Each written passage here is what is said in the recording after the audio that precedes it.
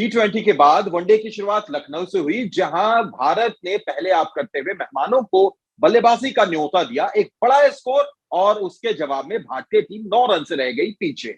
कैसे हुआ ये सब, करेंगे इसी पर बात। स्वागत है आपका ESPN cricket info match day Hindi में, और मेरे साथ बात करने के लिए इस वक्त मौजूद है पूर्व भारतीय टेस्ट क्रिकेटर वसीम जाफर। बहुत बहुत स्वागत वसीम आपका। Thank you Syed. वसीम, बारिश और बादल के बीच में ये मुकाबला शुरू हुआ, 40 ओवर का खेल हुआ। बारिश उसके बाद तो नहीं आई, लेकिन रनों की बारिश पहले हेनरिक क्लासेन, डेविड मिलर के बल्ले से, और फिर संजू सैमसन ने जो पारी खेली है। वसीम, सिर्फ 9 रन से भारत पीछे रह गया। 86 रन बनाते हैं, लॉर्ड ठाकुर भी अच्छा साथ निभाते हैं, लेकिन शायद आखिरी ओवर में 30 रन बहुत ज्यादा हो गया।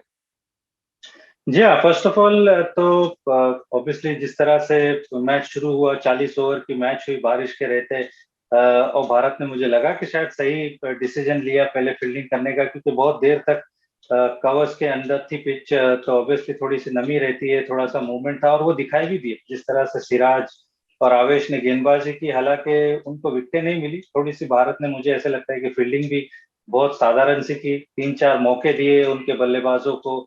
लेकिन उसके बाद जिस तरह से, मतलब कुलदीप यादव ने, मुझे लगा कि बहुत बढ़िया गेंदबाजी की, बहुत वक्त के बाद उनको खेलने का मौका मिला, तो उन्होंने बहुत बढ़िया गेंदबाजी की। खास करके वो एडन मार्करम को उन्होंने जिस तरह से आउट किया। बिश्नोई का थोड़ा सा बहुत साधारण सा दिन रहा, थोड़े एक्सपेंसिव साबित हुए, वो लय में नजर नहीं आए।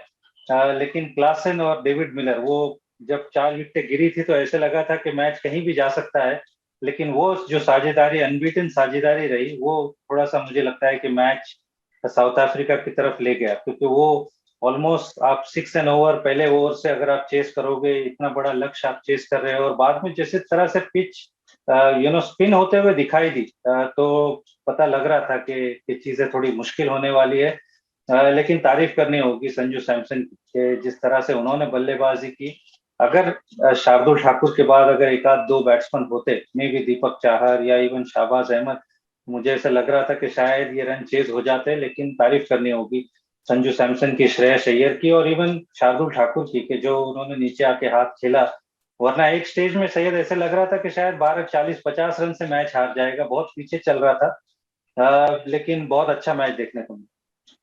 बिल्कुल सही कहा वसीम आपने कि एक स्टेज में बहुत पीछे लग रहा था भारत, लेकिन क्या वो जो पीछे की वजह थी आगे से हुई, यानी टॉप ऑर्डर से।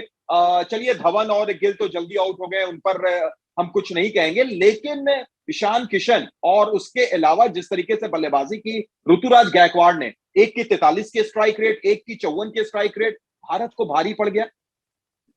बिल्कुल भारी पड़ गया, क्योंकि जिस तरह से रबाडा ने खास करके पहला स्पेल जो बॉलिंग किया, कमाल का स्पेल था। जो जो जिस तरह की गेंदबाजी उन्होंने की, पहले तो गिल को आउट किया, और ऐसा लग रहा था कि उनको पता था कि कौन से बल्लेबाज को कौन सी गेंदें तकलीफ देती है। क्योंकि हमने देखा कि गिल को उन्होंने आगे तेज गेंदें कराई, क्योंकि गिल थोड़ा सा पीछे आके खेलते हैं।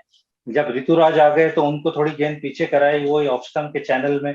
तो बहुत स्मार्ट ऑपरेटर है, और ऐसे ही वर्ल्ड के one of the great bowlers नहीं है। तो वो शुरू का स्पेल बहुत मुश्किल था, और जब ऑलरेडी गिल को आपने लूज कर दिया, उसके बाद शिखर धवन आउट हो गए, उसके बाद में चीजें थोड़ी मुश्किल लग रही थी, क्योंकि जिस तरह से केशव महाराज भी गेंदबाजी कर रहे थे, ऐसे लग रहा था कि ये चीज आसान होने वाला नहीं है। और आप अगर 4 विकेट अगेन लूज कर जाते हो, रन रेट में इतने पीछे रह जाते हो, तो बिल्कुल टॉप ऑर्डर, मुझे लगता है कि थोड़ा सा और बेटर खेलना चाहिए। और दूसरी तरफ एक और समस्या वसीम, लगातार जो हमने देखा, चाहे वो एशिया कप हो, चाहे वो T20 सीरीज हो, या फिर वनडे में भी वही नजर आई, डेथ ओवर की बॉलिंग। हालांकि आज आवेश और सिराज ने नई गेंद से अच्छी गेंदबाजी की। डेथ ओवर की ये जो कहानी है, आपने कुछ देर पहले रवि बिश्नोई का भी नाम लिया वसीम, उन्होंने एक अनचाहा रिकॉर्ड भी बना लिया। ऑन डेब्यू भारत के सबसे ज्यादा रन देने वाले स्पिनर बन गए। बिशन सिंह बेदी को उन्होंने पीछे छोड़ दिया। तो ये डेथ ओवर की ये जो समस्या है, इसका निदान कैसे निकलेगा? हाँ, ये बिल्कुल ये एक चिंता का विषय है, इसमें कोई डाउट नहीं है। और भारतीय थिंक टैंक और इवन जो बॉलिंग कोच है, इवन कैप्टन है, ये बिल्कुल मुझे लगता है कि सोच में इनको डाल दिया होगा कि जिस तरह से वो पार्टनरशिप पनपती चली गई, आपने एक भी विकेट नहीं ली, और उसके बाद में जिस रन रेट से रन भी जा रहे थे, तो चीजें मुझे लगता है कि थोड़ी सुधारनी होंगी, क्योंकि आप हर बार बैटिंग पे इतना प्रेशर नहीं डाल सकते कि आपके लिए बैट्समैन इतने हमेशा रन बना कर रखे और बॉलर्स इस तरह से रन लीक करे, तो ये भारत के लिए बहुत मुश्किल चीज है। और खास करके जब बुमराह नहीं होंगे तो और दिक्कतें बढ़ने वाली है। तो मुझे लगता है कि थोड़ा बॉलर्स को ऑब्वियसली अपने सॉक्स पुल अप करने होंगे, थोड़ा बेटर करना होगा, सोचना होगा कि क्या लेंथ और डाल सकते हैं, क्या वेरिएशन बेटर कर सकते हैं। लेकिन डेफिनेटली इंडिया की अगर हम बात करें तो चाहे वो वनडे फॉर्मेट हो चाहे T20 फॉर्मेट है, ये मुझे लगता है कि भारत का वीकेस्ट लिंक है।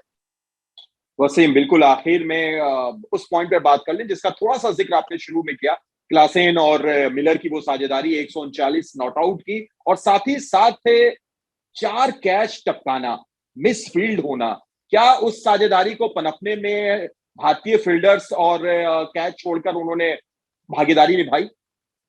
बिल्कुल, आप एक इंटरनेशनल लेवल की टीम है और इतने बड़े खिलाड़ियों को अगर 4-4 वो मौके दोगे तो आपके लिए चीजें मुश्किल होने ही वाली है। तो अगर वो 4 कैच पकड़े होते तो मुझे लगता है कि भारत ये मैच आसानी से जीत जाता। तो बिल्कुल ये मुझे लगता है कि सोचने की चीज है कि भारतीय टीम जहां पर गलती कर रही है, फील्डिंग बहुत साधारण सी हुई, डेथ बॉलिंग बहुत साधारण सी हुई। तो अगर मैं बॉलिंग की बात करूं तो एक टॉप जो पहले 10 ओवर का जो स्पेल था आवेश का और सिराज का और कुलदीप का, जो थोड़ा सा उनका जो शुरू में जो जिस तरह से उन्होंने गेंदबाजी की, इसके अलावा मुझे लगता है कि फील्डिंग करते हुए भारतीय टीम के कुछ बहुत ज्यादा पॉजिटिव नहीं थे। चाहे आप फील्डिंग की बात करें, चाहे हम डेथ बॉलिंग की बात करें, रवि बिश्नोई की आपने बात की, जो अनफॉर्चुनेट रिकॉर्ड उनके पास चला गया।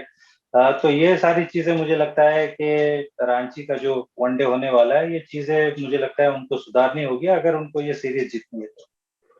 बेशक। तो अब कारवां रांची पहुंचेगा जहां पर भारत 0-1 से पीछे रहेगा, और वहां पर अगर सीरीज हारता है भारत तो श्रृंखला गंवा बैठेगा, जो कतई नहीं चाहेंगे शिखर धवन। क्या होगा उस पर हम करेंगे बात वसीम से, लेकिन आज के लिए आपके सटीक विश्लेषण के लिए बहुत बहुत शुक्रिया आपका। तो ESPN क्रिक इन्फो मैच हिंदी में इतना ही, फिर होगी मुलाकात।